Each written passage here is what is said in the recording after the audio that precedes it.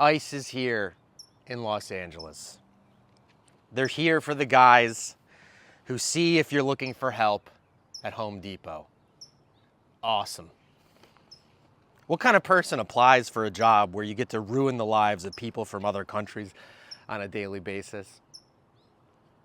It's so awesome that these people are having fun wearing their little gender-affirming costumes and driving their big trucks around to ruin the lives of regular people. It's so awesome. They have millions of dollars to do it. When I was at Fairfax and 3rd in 2020, I saw some really weird shit firsthand.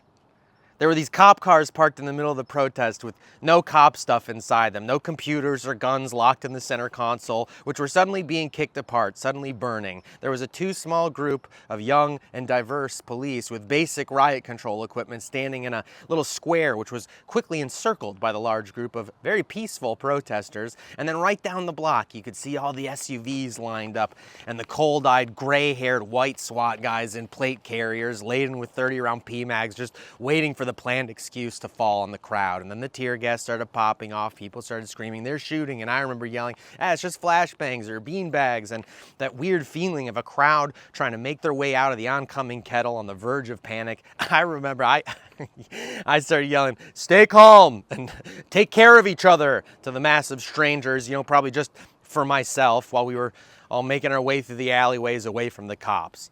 There was another car burning mysteriously up by Beverly. And it's happening again now. They're instigating a response, and this time they're dangling Californians who want to play army sometimes out there on the streets for what will surely be a frightening and hot summer of more hateful, petty, depressing, authoritarian antics. A lot of us civilians who just want to live regular lives philosophize about the role of lawmen in our society. Many of us like to believe that people in these professions must enter for noble reasons. This is why we recite things like "Remember your oath" for soldiers called to deploy against their own countrymen, or remind them, "I was just following orders, will not save their souls." I hope there are enough people in service who genuinely believe these sorts of things, believe in being the good guys enough that they will do the right thing in what's to come. I have met men, I have trained with men and women I believe fit this description, and I am praying the light stays lit within their hearts, because you, who have the resources and organization and practiced experience wielding authority, you who have the chance to do what's right when you're told to do something wrong, you will be what makes the difference. Unfortunately, what I have witnessed in the culture of many uniformed state-sanctioned fighters is that they really don't care about that stuff. You have to understand, it is fun and cool to be a goon. The beating up citizens is a feature, not a bug. Righteousness of action is a wink and a nod charade to blanket what you really signed up for, to use cool shit and fuck people up. Doubling down on this cold-blooded outlook, reveling in your role as a savage, becomes even more necessary as things about what you do might be making you sad inside somewhere. I wonder why. In for a penny, in for a pound. This is good to understand, so you can shed from yourself the moral confusion you may feel from a lifetime of indoctrination about who are the good guys and who are the bad. So you can wrap your head around what is next then, the realities of authority based not on righteousness, but naked force. Yes, the game is rigged. Yes, they are manufacturing consent. Yes, they are creating precedent for escalation under false pretenses to achieve preset goals. Yes, it is Gorman. Yes, did you watch Andor Season 2? Yes, did you get it at all? Yes, it is correct and moral to avoid violence at all costs, and it is also pragmatic when the aggressor holds all the cards, all the weapons and armor and personnel and judges and courts and buses and drones and planes and helicopters and cell phone signal capture devices and prisons. But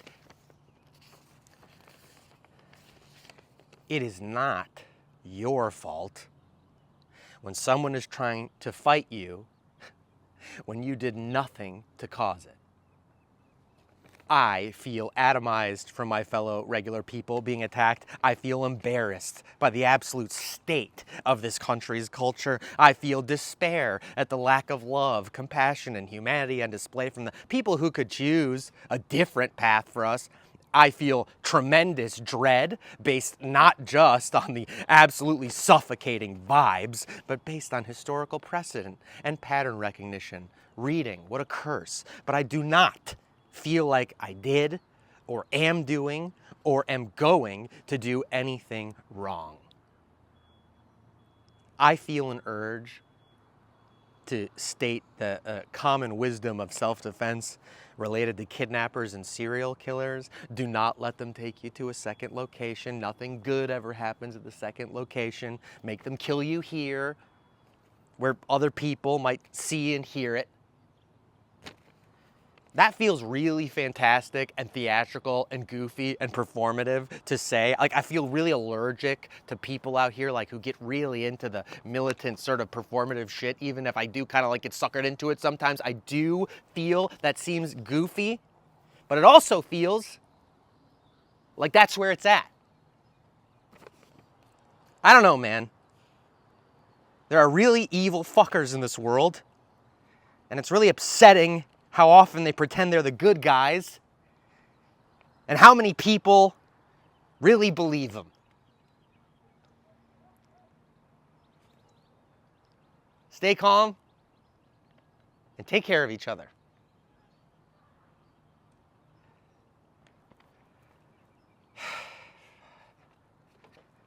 Hey, if anybody ends up trying to say people are looting or anything, that everyone's calm, everyone's kind, helping each other out, grabbing bottles of water, okay? Depending what the news says later, I don't know, but everyone's calm and peaceful until the cops show up.